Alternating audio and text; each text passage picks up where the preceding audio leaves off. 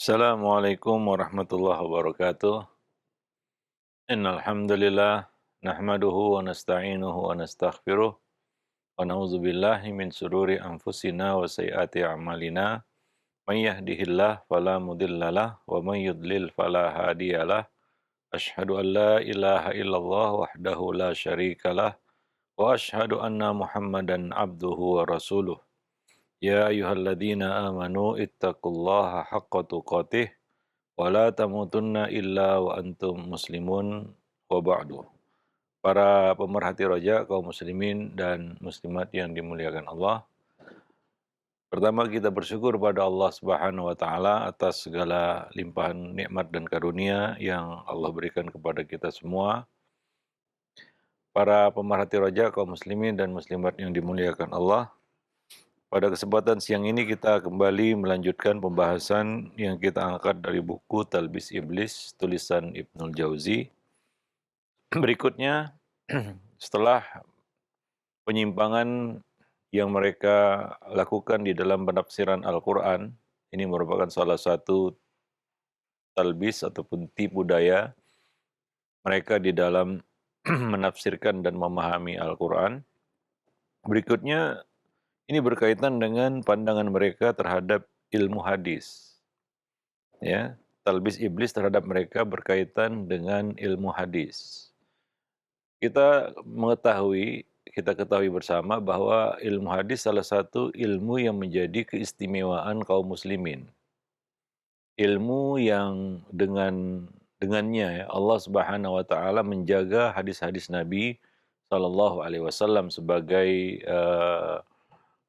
satu perwujudan dari firman Allah Subhanahu wa taala, "Inna nahnu nazzalna dzikra wa inna lahu lahafizun." Sesungguhnya kamilah yang telah menurunkan adzikr yaitu Quran dan juga hadis, dan kamilah yang akan memeliharanya.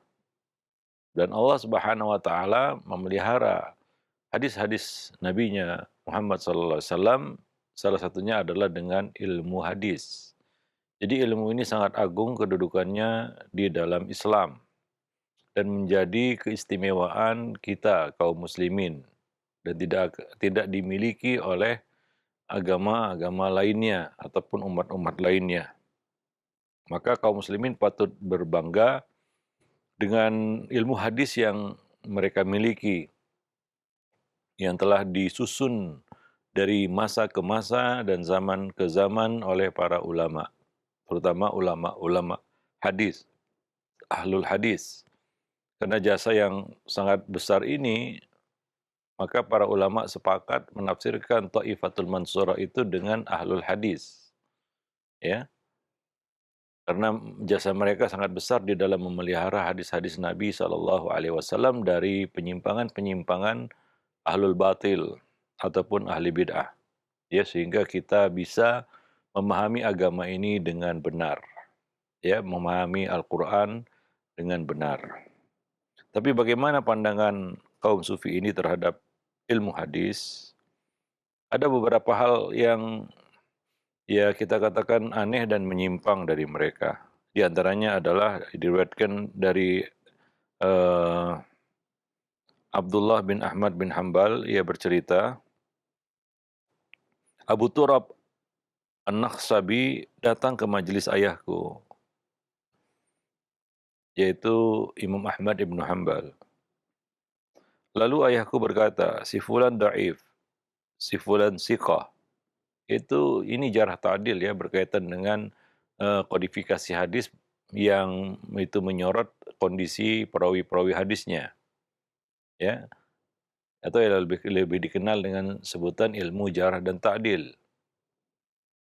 Imam Ahmad adalah salah satu imam yang juga berbicara tentang jarh dan ta'dil, ya, dan perkataan beliau di dalam bab ini juga merupakan satu hujjah atau menjadi pertimbangan ya dalam menilai para perawi-perawi hadis.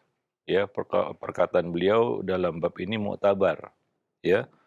Nah, maka Abu Turab itu seorang sufi ini ya datang ke majelisnya Imam Ahmad, lalu dia mendengar bahwa Imam Ahmad berkata si fulan dhaif, si fulan siqah. Abu Thalib ini menyahut, "Syekh, Anda jangan menggunjing ulama." Maka ayahku menoleh ke arahnya, lalu berkata, "Bagaimana kamu ini? Ini nasihat bukan ghibah." Ya, ini nasihat bukan ghibah. Jadi mereka tidak membedakan antara riba yang diharamkan dan riba yang dibolehkan. Ya, salah satunya adalah ya mengomentari para perawi untuk memastikan kesahihan atau kevalidan sebuah riwayat. Ya ketika setiap orang berkata Nabi bersabda, maka para ulama berkata, "Sammu lana rijalakum." Coba sebutkan perawinya sampai kepada Nabi, ya. Nah, demikian. Jadi ilmu ini adalah ilmu yang penting, sangat penting bahkan. Ya, hingga kita dapat mengetahui mana hadis yang sahih dan mana hadis yang dhaif. Tentunya salah satu cara yang harus dilakukan adalah dengan melakukan pengecekan terhadap para perawi. Disitulah kita perlu ilmu jarh dan ta'dil. Ya, dan Imam Ahmad termasuk salah satu ulama yang berbicara tentang al-jarh wa ta'dil. Nah, ketika beliau sedang berbicara tentang jarh dan ta'dil, si sufi ini mengomentari dan menuding itu adalah perbuatan ghibah, menggunjing, ya, menggunjing ulama. Maka Imam Ahmad mengatakan, ini nasihat, ini bukan ghibah, ini nasihat. Ya, nah, jadi mereka tidak mengerti bahwa ilmu ini adalah ilmu yang sangat penting berkaitan dengan pembelaan terhadap hadis-hadis Nabi Shallallahu Alaihi Wasallam. Ya, nah demikian. Jadi mereka menganggap bahwa ilmu jarh dan ta'dil itu adalah ghibah atau perkara yang tidak layak atau atau perkara yang tidak baik, disejajarkan atau disamakan dengan riba. Tentunya ini adalah pandangan yang keliru. Diriwayatkan dari Muhammad bin Fadl Al-Abbasi bahwa ia berkata, suatu hari kami berada di majelis Abdurrahman bin Abi Hatim atau yang lebih dikenal dengan sebutan Ibnu Abi Hatim. Beliau juga salah seorang ulama jarh dan ta'dil dan perkataannya juga mu'tabar, ya, dipandang ataupun dinilai, ya, di dalam ilmu jarh dan ta'dil. Ketika itu dia tengah membacakan kitab Al-Jarh wa Ta'dil di hadapan kami. Ia berkata, "Aku akan menerangkan kondisi ahli hadis. Siapa dari mereka yang dinilai sikoh, siapa yang dinilai tidak sikoh." Ya, ada yang sikoh, ada yang tidak sikoh. Nah, artinya sikoh di sini adalah riwayatnya bisa diterima karena faktor hafalannya yang kuat dan agamanya yang lurus. Maka dia dikatakan perawi yang sikoh. Lalu tiba-tiba Yusuf bin Husain berkata, ini adalah seorang sufi, dia berkata, "Aku prihatin terhadapmu, wahai Abu Muhammad. Betapa banyak al-hadis yang sudah menghentikan perjalanan di surga sejak 100 atau 200 tahun yang lalu. Sementara engkau masih saja menyebut dan menggunjing mereka di muka bumi." Ya. Jadi dia menilai bahwa ilmu ini ilmu yang berbahaya sama dengan menggunjing orang yang sudah mati. Tentunya itu tidak boleh, ya. Dan dia beranggapan bahwa si sufi ini beranggapan bahwa ilmu jarh dan ta'dil itu membicarakan orang yang sudah mati. Tentunya secara umum itu nggak boleh memang. Tapi di sini ada alasan yang perlu dilakukan untuk menyelamatkan hadis-hadis Nabi dari pemalsuan. Sehingga kita tahu mana yang benar dinisbatkan kepada Nabi, mana yang tidak benar. Mana yang boleh dinisbatkan kepada Nabi dan mana yang tidak boleh. Maka dia termasuk kategori ghibah yang dibolehkan. Ada 6 perkara ghibah yang dibolehkan. Salah satunya adalah ya mengomentari para perawi untuk mengetahui kondisi sebuah hadis. Ini adalah bentuk nasihat, ya. Nah, maka mendengar ucapan itu, Ibnu Abi Hatim pun menangis dan berkata, "Hai Abu Yakub, andai saja aku mendengar kata-katamu ini sebelum aku mengarang kitab ini, tentu aku tidak akan menyusunnya." Ya, nah demikian. Jadi, eee, dia, Ibnu Jauzi mengatakan, "Semoga Allah memaafkan Ibnu Abi Hatim, sebab dia adalah seorang yang faqih. Maka semestinya ia menanggapi ucapan Yusuf bin Husain itu seperti Imam Ahmad Ibnu Hambal menanggapi perkataan Abu Turab." Ya, ini menunjukkan kerendahan hati Ibnu Abi Hatim ya. Dalam, momen yang lain beliau juga, berkomentar keras ya terhadap orang-orang yang mengkritik, eee eee, ulama-ulama hadis, ya bahwa mereka zindik, ya orang-orang yang berusaha untuk mencacat, ya perawi apa namanya, ulama-ulama hadis itu adalah orang-orang zindik, ya. Nah demikian. Tapi di dalam konteks ini beliau menunjukkan kerendahan hati ya, karena ya beda tipis memang antara ghibah dan jarh wa ta'dil itu. Jadi ini menunjukkan kerendahan hati Ibnu Abi Hatim, ya, dan, beliau, menunjukkan sikap tawadhu ya, di dalam konteks ini, walaupun kata Ibnul Jauzi, ya sebenarnya ia layak untuk menanggapi ucapan tersebut seperti Imam Ahmad bin Hambal menanggapi perkataan Abu Turab, ya. Nah, itu menunjukkan kerendahan hatinya, ya. Ya artinya mungkin saja dia salah, ya maka ya, dia tidak mengatakan bahwa ilmu ini ilmu yang batil, tapi mungkin saja ya manusia itu salah, ya. Jadi ini adalah bentuk kerendahan hatinya. Tapi kita paham bahwa ucapan itu adalah ucapan yang keliru sebenarnya, ya. Ya kalaulah maksudnya itu untuk menasihati, itu bisa diterima. Tapi kalau maksudnya adalah untuk membatalkan ilmu jarh dan ta'dil, maka itu yang tidak bisa diterima. Ya, wallahu a'lam bishawab. Maka di sini Ibnul Jauzi mengomentari dan berkata, semoga Allah memaafkan Ibnu Abi Hatim. Beliau adalah seorang faqih, namun semestinya ia menanggapi ucapan Yusuf bin Husain tadi seperti halnya Imam Ahmad menanggapi ucapan Abu Turab sebelumnya tadi, ya, wallahu alam.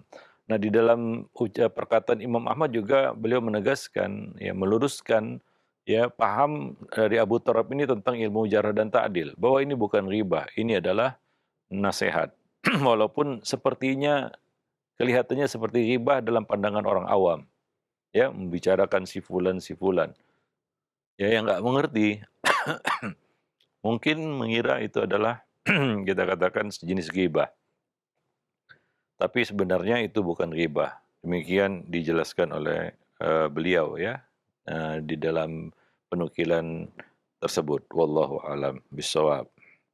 Jadi, kalau tidak dengan ilmu jarh dan ta'dil kata beliau, Ibnu Jauzi mengatakan, kalau bukan dengan ilmu jarh dan ta'dil, dengan apa lagi hadis-hadis Nabi itu bisa dipisahkan, dibedakan antara yang sahih dan yang tidak sahih, yang batil, yang dhaif, bahkan yang palsu, yang maudhu, ya. Nah demikian. Adapun perkataannya, al-hadis yang sudah berada di surga, hal ini tidak menghalangi kita untuk menyebutkan kelemahan-kelemahan mereka, kesalahan-kesalahan mereka untuk ya perkara yang penting menyangkut tentang ya kita katakan keselamatan umat, ya kebaikan umat, kemaslahatan umat supaya hadis-hadis Nabi ini terpelihara dari penyimpangan. Ya, karena setiap orang mungkin bisa saja keliru menyampaikan hadis Nabi, ternyata bukan hadis atau ada kelemahan di dalam periwayatannya, ya. Nah, demikian. Jadi itu tidak kalaulah mereka betul-betul ahli surga, itu tidak menghalangi kita juga untuk membicarakan kesalahan mereka untuk satu kepentingan di dunia ini. Ya, lagi pula, ya ini juga klaim terlalu berlebihan. Kenapa? Karena kita juga tidak bisa mengklaim ataupun memastikan orang itu pasti berada di surga. Tapi kita berharap mereka adalah ahli surga tentunya. Ya, wallahu a'lam bissawab. Namun yang jelas itu tidak menghalangi kita, kata beliau, Ibnul Jauzi mengatakan, itu tidak menghalangi kita untuk menyebut kelemahan-kelemahan mereka di dalam periwayatan hadis terutama ya, bukan dalam hal-hal yang lain. Ya bukan hal-hal yang berkaitan dengan pribadi mereka, bukan. Ya memang sangat tipis bedanya antara ghibah dan jarah dan ta'dil ini. Ya, nah maka tidak semua ulama ya kita katakan menggeluti ilmu ini atau ikut terlibat di dalam ilmu ini ya atau membicarakan ilmu ini. Dan mengira upaya ini sebagai ghibah itu jelas-jelas keliru kata beliau. Ibnu Jauzi mengatakan mengkategorikan jarah dan ta'dil ini sebagai ghibah itu adalah suatu hal yang keliru. Jelas-jelas keliru. Ya tentunya enggak sama. Nah, selain itu orang yang tidak mengetahui jarh dan ta'dil, bagaimana mungkin dia bisa ya menyaring kata-katanya ataupun kita katakan memastikan keabsahan satu perkataan. Kalau tidak ada ilmu jarh dan ta'dil, kalau itu ucapan manusia mungkin tidak ada konsekuensinya. Ya, tidak ada konsekuensi hukum syar'i darinya berkaitan dengan halal haram ya atau yang sejenisnya. Tapi perkataan Nabi ini berkonsekuensi halal dan haram, hak dan batil, maka nggak boleh ya kita apa namanya ya membiarkan begitu saja ya tanpa diteliti dan tanpa disaring.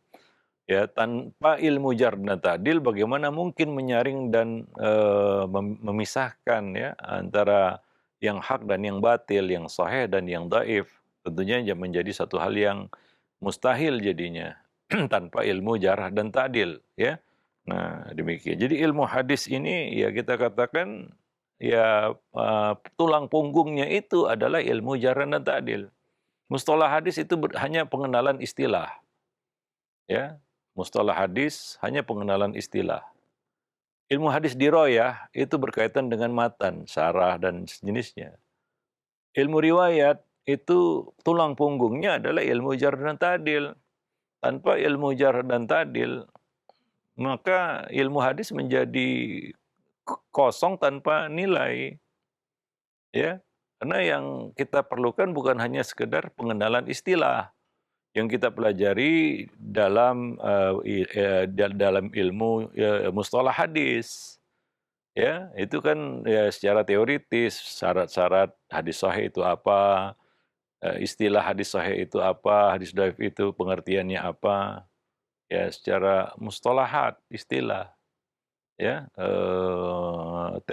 apa makna-makna terminologi dari istilah-istilah yang dipakai di dalam ilmu hadis ya itu juga penting karena kita juga harus mengetahui apa istilah-istilah yang dipakai oleh para ulama ya demikian juga ilmu hadis diroyatan ya yaitu berkaitan dengan syarah hadis dan sejenisnya ya. Tapi ada yang sangat penting dan ini tulang punggungnya. Ini adalah ilmu hadis riwayatan. Ya, bukan hanya berkaitan dengan pengenalan istilah, tapi berkaitan dengan kita katakan kodifikasi hadis. Kita menyelidiki ataupun bisa menimbang ya keadaan kondisi satu hadis. Apakah sahih atau tidak sahih dari kondisi para perawinya ya. Nah, disinilah peran ilmu jarh dan ta'dil itu ya. Jadi ilmu jarh dan ta'dil ini tulang punggung ilmu hadis.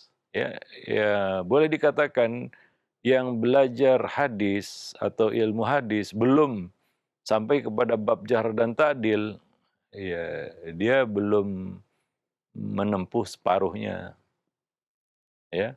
Hingga ya sampai kepada ilmu ini ya. Nah, ini ibaratnya kita katakan eh tulang punggungnya ya, jadi ilmu hadis itu. Ya karena dari situlah ya yang menjadi landasan bagi kita untuk bisa menilai hadis sahih atau tidak sahih. Ya wallahu alam bisawab. Nah, kalau ilmu ini dibatalkan, dihapus karena dianggap riba, ya maka tentu saja kita nggak akan bisa menilai hadis ini sahih atau tidak sahih. Ya, karena kita nggak tahu mana yang pemalsu hadis, pendusta, ya, ataupun orang yang lemah hafalannya, orang yang bermasalah dalam periwayatan hadisnya, ada yang, ternyata tidak pernah bertemu dengan, orang yang di atasnya ataupun perawi yang dia meriwayatkan hadis darinya, ya pasti ada yang terputus di sana, kita nggak bisa membedakan mana perawi yang majhul, yang mubham, dan sejenisnya. Tentunya ini akan menyulitkan kita di dalam menilai hadis itu, apakah sahih atau tidak sahih tentunya. Ya wallahu alam bisawab. Abul Abbas bin Atha berkata, siapa mengenal Allah, dia akan menahan diri dari mengadukan segala kebutuhan pribadi. Karena dia tahu bahwa Allah mengetahui segala hal. Ya, Eh, Ibnu Jauzi mengatakan, anggapan tersebut menutup pintu dari usaha memanjatkan doa atau permintaan. Ini namanya nggak punya ilmu tentunya, ya. Nah, jadi ya tentunya tidak semua hal ya, apa namanya ya kita eh, perlu menahan diri dan menyerahkan urusan kepada Allah, termasuk urusan perawi-perawi hadis ini. Ya, kita nggak bisa berkata serahkan urusannya kepada Allah. Ya, karena ini berkaitan dengan kebutuhan kita untuk menyelidiki hadis-hadis yang mereka riwayatkan, sahih atau tidak sahih. Ya, maka nggak bisa kita katakan kita serahkan urusan mereka kepada Allah Subhanahu wa taala. Ya, kalau mereka baik, ya mereka baik di mata Allah. Kalau tidak, ya Allah Maha tahu. Nggak bisa seperti itu prinsipnya tentunya ya. Karena kalaulah tidak sedang menilai hadis Nabi, ya tentunya bisa saja kita katakan seperti itu. Tapi ketika kita perlukan membicarakan mereka itu untuk menilai hadis Nabi, apakah sahih atau tidak sahih, maka perkataan seperti ini bisa mementahkan ya ilmu jarah dan ta'dil.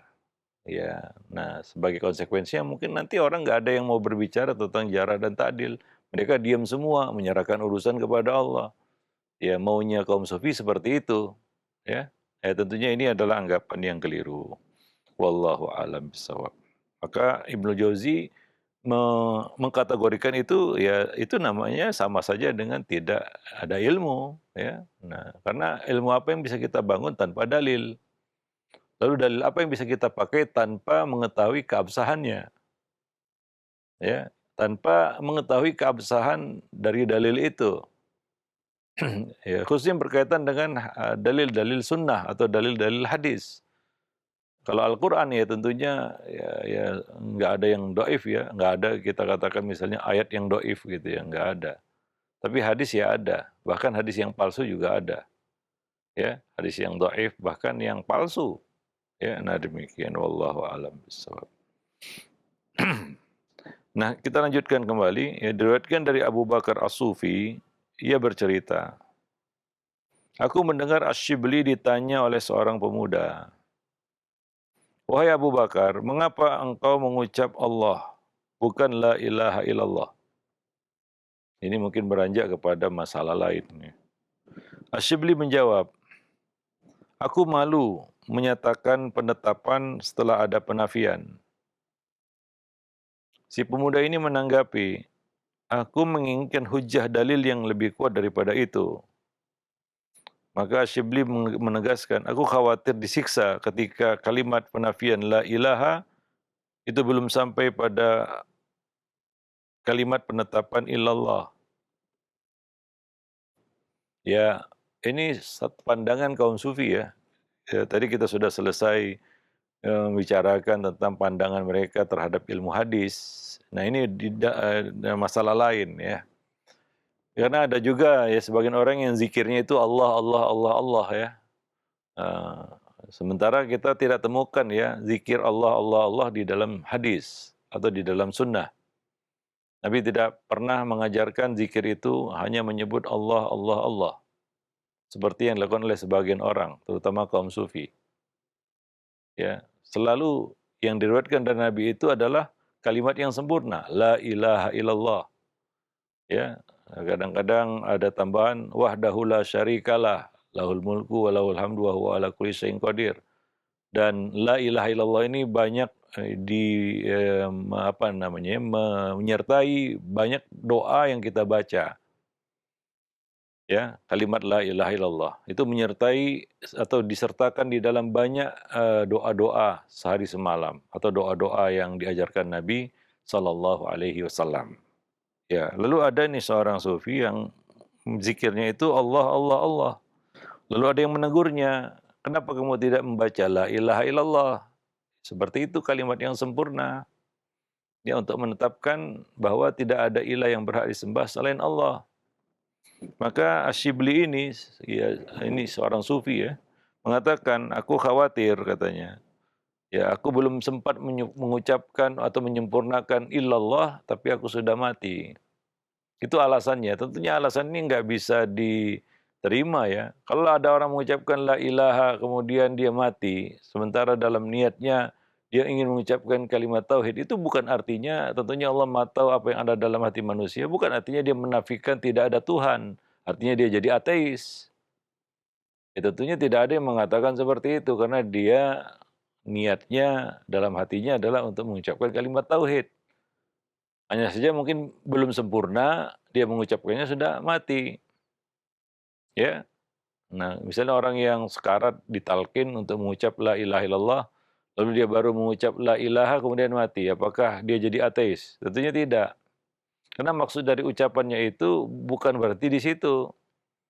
Ya, walaupun dia tidak mampu menyempurnakannya ya dengan lisannya, tapi Allah tahu Maha tahu apa yang ada di dalam hatinya. Ya. Nah, demikian. Jadi itu bukan alasan untuk menghindari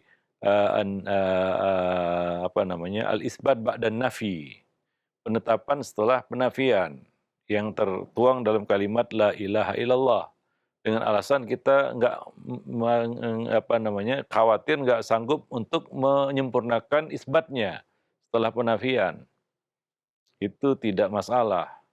Oleh karena itu kalimat tauhid, kalimat thayyibah itu la ilaha illallah, bukan Allah saja begitu ya. Ini adalah kalimat yang mengandung makna. Kalau Allah saja kita nggak tahu maknanya apa. Misal ada orang, makanya ketika ditalkin, itu bukan menalkin Allah, Allah, Allah. Karena sebagian orang ada juga itu. Ya, menalkin orang yang mau akan mati ataupun sekarat untuk mengucap Allah, Allah. Ya, dalam hadis dikatakan, ya, lakinu mautakum la ilaha illallah. Bukan Allah. Ya, talkinlah, bimbinglah orang yang mau mati di antara kamu untuk mengucapkan la ilaha illallah, bukan Allah. Dan tidak ada makna yang bisa kita tangkap dari kalimat Allah saja. Maksudnya apa? Ya, nah demikian. Wallahu alam bissawab. Taib. Jadi itu bukan alasan untuk memenggal kalimat itu hanya menjadi Allah saja. Ya. Nah, Ibnu Jauzi mengatakan, perhatikan pemahaman yang sangat dangkal itu, kata beliau. Padahal Nabi memerintahkan dan menganjurkan kita agar mengucapkan la ilaha illallah. Ya, sementara ia memenggalnya hanya karena takut, ya ketakutan ya seperti yang kita sebutkan tadi, takut nggak bisa menyempurnakan isbatnya setelah penafian tersebut. Wallahu a'lam bishawab. Baik.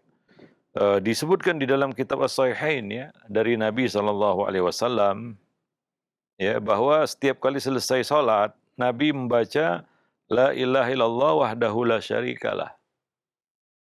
Ya, la ilaha illallah wahdahu la syarikalah.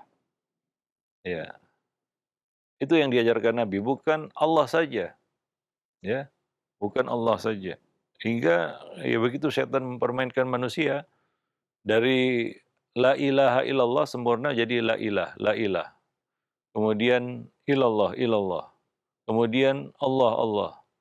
Kemudian hu, ya. Kemudian ha, ha, ha. Ya, mungkin terakhir diam saja begitu ya. Lalu zikirnya eling katanya dalam hati.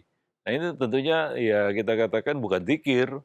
Ya, zikir itu dengan lisan. Begitulah iblis ataupun setan menghalangi manusia dari kalimat tersebut. Ya, sebagaimana disabdakan Nabi Shallallahu Alaihi Wasallam, ya, aksiru min dzikri la ilaha illallah qabla ayyuhala bainahu wa bainakum. Perbanyaklah kamu menyebut la ilaha illallah sebelum kamu dihalang untuk menyebutkannya. Dihalang secara total maupun sebagiannya. Siapa yang menghalangi dan mengganggu kita? Ya, siapa lagi kalau bukan iblis dan bala tentaranya. Ya, maka diselewengkanlah ya kita pemahaman-pemahaman yang salah ya ke tengah-tengah manusia. Pemahaman yang salah ini ke tengah-tengah manusia. Hingga akhirnya coba lihat makin lama makin berkurang. Mula-mulanya ya dikurangi la ilahnya, illallah illallah. Kemudian ada yang hanya mengucap awalnya saja la ilah la ilah. Kemudian menjadi Allah Allah Allah. Kemudian berkurang lagi menjadi hu. Ya, kemudian terakhir membaca huruf ha saja. Ya, terakhir mungkin nggak baca sama sekali. Eling katanya. Ya cukup dalam hati saja. Nah, ini tentunya keliru ya. Bukan seperti itu yang diajarkan Nabi Shallallahu alaihi wasallam. Nah, demikian. Ya, demikian juga setelah melaksanakan salat malam, Nabi biasa membaca la ilaha illa anta. Ya, dan beliau juga menjanjikan pahala yang besar bagi orang yang mengucapkan la ilaha illallah. Ya, di antaranya Nabi mengatakan man akhiru kalamihi la ilaha illallah dakhalal jannah. Barang siapa yang akhir kalimatnya yang keluar dari lisannya adalah la ilaha illallah, maka dia akan masuk surga. Ya. Nah, demikian dan hadis-hadis lainnya berkaitan dengan keutamaan mengucapkan la ilaha illallah. Hingga secara umum Nabi mengatakan afdalu dzikri la ilaha illallah, bukan Allah, tapi la ilaha illallah. Wallahu a'lam bissawab. Nah, demikian para pemarah Toraja kaum muslimin dan muslimat yang dimuliakan Allah ya, pembahasan kita pada siang ini mudah-mudahan bermanfaat. Aku lu qauli hadza astaghfirullah li wa lakum lisairil muslimin innahu huwal ghafurur rahim. Assalamualaikum warahmatullahi wabarakatuh.